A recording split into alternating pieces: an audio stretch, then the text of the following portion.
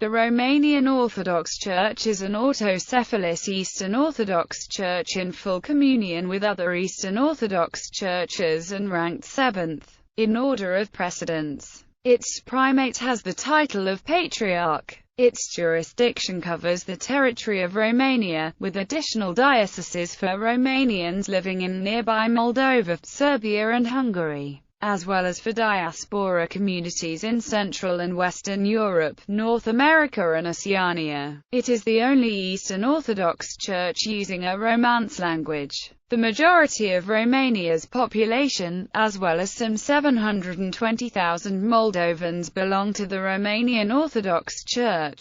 The Romanian Orthodox Church is the second largest in size behind the Russian Orthodox Church. Members of the Romanian Orthodox Church sometimes refer to the Orthodox doctrine as drepta credință. History. In the Kingdom of Romania in 1859, the political union of the Romanian principalities of Moldavia and Wallachia resulted in the formation of the modern state of Romania. Since the territorial organization of the Orthodox churches tends to follow that of the state, in 1872, the Orthodox churches of the former principalities, the metropolis of Ungro-Wallachia and the metropolis of Moldavia, merged to form the Romanian Orthodox Church. The 1866 Constitution of Romania declared the Orthodox Church to be independent of any foreign hierarchy, and a law passed in 1872 declared the Church to be autocephalous. After a long period of negotiations with the Patriarchate of Constantinople, the latter finally recognized the metropolis of Romania in 1885, which was eventually raised to the rank of Patriarchate in 1925. Communist period restricted access to ecclesiastical and relevant state archives makes an accurate assessment of the Romanian Orthodox Church's attitude towards the communist regime a difficult proposition. Nevertheless, the activity of the Orthodox Church as an institution was more or less tolerated by the Marxist-Leninist atheist regime, although it was controlled through special delegates, and its access to the public sphere was severely limited. The regime's attempts at repression generally focused on individual believers. The attitudes of the Church's members, both laity and clergy, towards the communist regime, range broadly from opposition and martyrdom, to silent consent, collaboration or subservience aimed at ensuring survival. Beyond limited access to the Securitate and party archives as well as the short time elapsed since these events unfolded, such an assessment is complicated by the particularities of each individual and situation. The understanding each had about how their own relationship with the regime could influence others and how it actually did. The Romanian Communist Party, which assumed political power at the end of 1947, initiated mass purges that resulted in a decimation of the Orthodox hierarchy. 3 archbishops died suddenly after expressing opposition to government policies, and 13 more, uncooperative bishops and archbishops were arrested. A May 1947 decree imposed a mandatory retirement age for clergy, thus providing authorities with a convenient way to pension off all guard holdouts. The 4th of August 1948 law on cults institutionalized state control over episcopal elections and packed the Holy Synod with communist supporters. The evangelical wing of the Romanian Orthodox Church, known as the Army of the Lord, was suppressed by communist authorities in 1948, in exchange for subservience and enthusiastic support for state policies. The property rights over as many as 2,500 church buildings and other assets belonging to the Romanian Greek Catholic Church were transferred to the Romanian Orthodox Church. The government took charge of providing salaries for bishops and priests, as well as financial subsidies for the publication of religious books, calendars and theological journals. By weeding out the anti-communists from among the Orthodox clergy and setting up a pro-regime, secret police infiltrated Union of Democratic Priests, the party endeavored to secure the hierarchy's cooperation.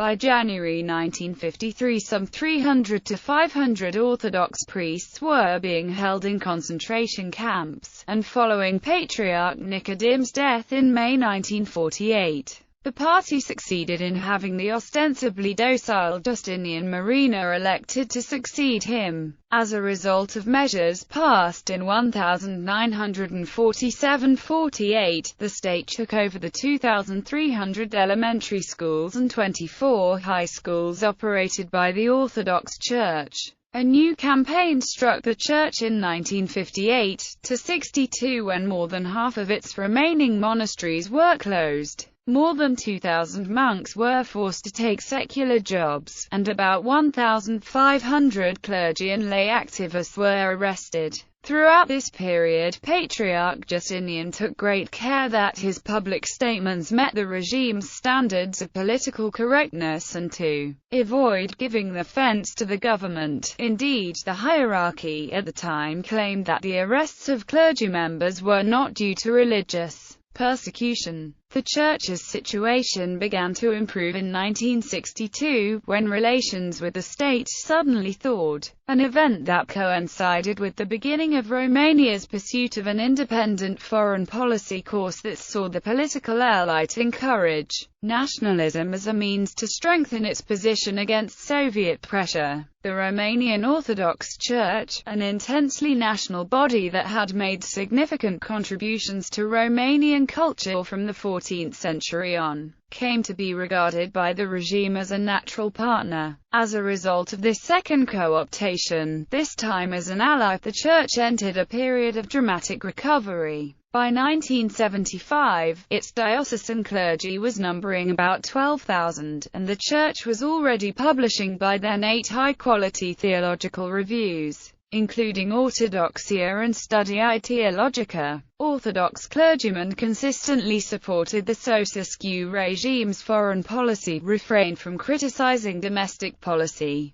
and upheld the Romanian government's line against the Soviets and the Hungarians. As of 1989, 2 metropolitan bishops even sat in the Great National Assembly. The members of the Church's hierarchy and clergy remained mostly silent as some 24 historic Bucharest churches were demolished in the 1980s, and as plans for systematization were announced. A notable dissenter was Gheorghe Dumitriazar, imprisoned for a number of years and eventually expelled from Romania in June 1985, after signing an open letter criticizing and demanding an end to the regime's violations of human rights, in an attempt to adapt to the newly created circumstances. The Orthodox Church proposed a new ecclesiology designed to justify its subservience to the state in supposedly theological terms. This so-called social apostolate doctrine, developed by Patriarch Justinian,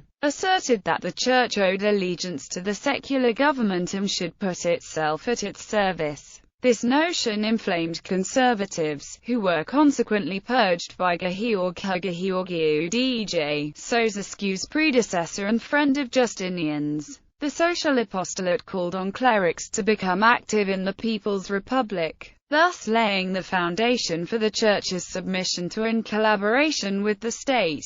Fr. Vasilescu, an Orthodox priest, attempted to find grounds in support of the social apostolate doctrine in the Christian tradition, citing Augustine of Hippo, John Chrysostom, Maximus the Confessor, Origen and Tertullian. Based on this alleged grounding in tradition, Vasilescu concluded that Christians owed submission to their secular rulers as if it were the will of God. Once recalcitrants were removed from office, the remaining bishops adopted a servile attitude, endorsing Ceausescu's concept of nation, supporting his policies, and applauding his peculiar ideas about peace, collaboration with the Securitate in the wake of the Romanian Revolution. The Church never admitted to having ever willingly collaborated with the regime, although several Romanian Orthodox priests have publicly admitted after 1989 that they had collaborated with them, or served as informers for the Securitate, the Romanian Communist secret police. A prime example was Bishop Nicolae Corninu, the Metropolitan of Banat, who admitted to his efforts on behalf of the Communist Party, and denounced activities of clerics in support of the Communists, including his own, as the Church's act of prostitution with the communist regime. After 1989, as Romania made the transition to democracy, the Church was freed from most of the state control, although the State Secretariat for Religious Denominations still maintains control over a number of aspects of the Church's management of property, finances and administration. The state provides funding for the Church in proportion to the number of its members, based on census returns and the religion's needs, which is considered to be an ambiguous provision. Currently, the state provides the funds necessary for paying the salaries of priests, deacons and other prelates and the pensions of retired clergy, as well as for expenses related to lay church personnel. For the Orthodox Church, this is over €100 million for salaries, with additional millions for construction and renovation of church property. The same applies to all state-recognized religions in Romania. The state also provides support for church construction and structural maintenance, with a preferential treatment of Orthodox parishes.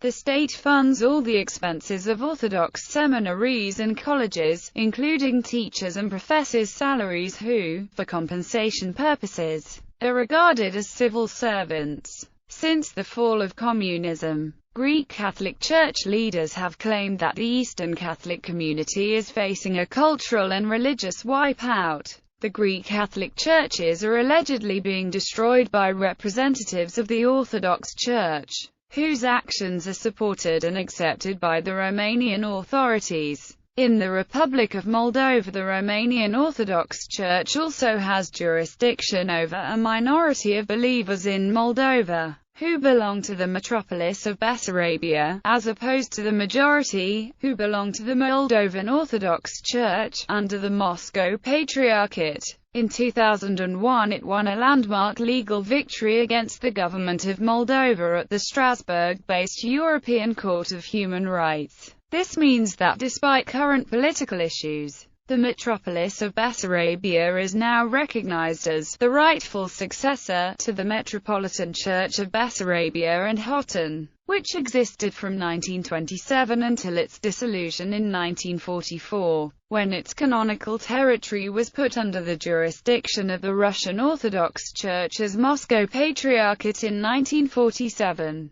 Organization. The Romanian Orthodox Church is organized in the form of the Romanian Patriarchate, the highest hierarchical, canonical and dogmatical authority of the Romanian Orthodox Church is the Holy Synod. There are 6 Orthodox metropolitanates and 10 archbishoprics in Romania, and more than 12,000 priests and deacons, servant fathers of ancient altars from parishes, monasteries and social centers. Almost 400 monasteries exist inside the country, staffed by some 3,500 monks and 5,000 nuns. 3 diasporan metropolitanates and 2 diasporan bishoprics function outside Romania proper. More than 14,500 churches exist in Romania for the Romanian Orthodox believers. As of 2002, almost 1,000 of those were either in the process of being built or rebuilt. Relations with other Orthodox jurisdictions.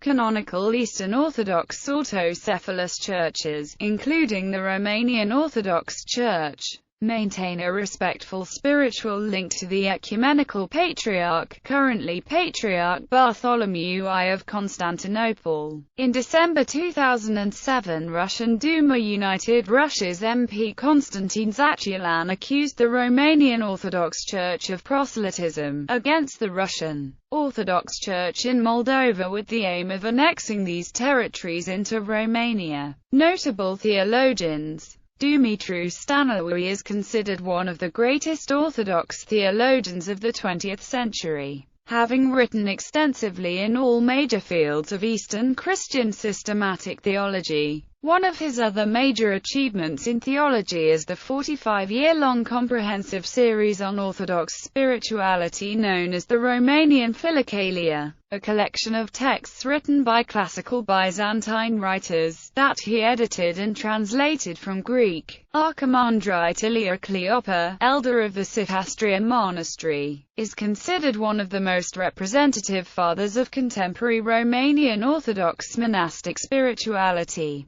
List of patriarchs: Miron, Nicodime, Justinian, Estine, Teoctist, Daniel. Current leaders. The patriarchal chair is currently held by Daniel I, Archbishop of Bucharest, Metropolitan of Ungro-Vlachia and Patriarch of all of the Romanian Orthodox Church. Since 1776, the Metropolitan of Ungro-Vlachia has been titular Bishop of Caesarea in Cappadocia, an honor bestowed by Ecumenical Patriarch Sophronius II. Terovansov, Metropolitan of Moldavia and Bukovina, Laurentius Streza, Metropolitan of Transylvania, Andrei Andreicut, Metropolitan of Cluj, Maramureș and Salaj, Nicolae Corninu, Metropolitan of Banat, Iriniu Popa, Metropolitan of Oltenia, Petru Pădureanu, Metropolitan of Bessarabia, Iosif Pop, Archbishop of Paris and Metropolitan of France, Western and Southern Europe,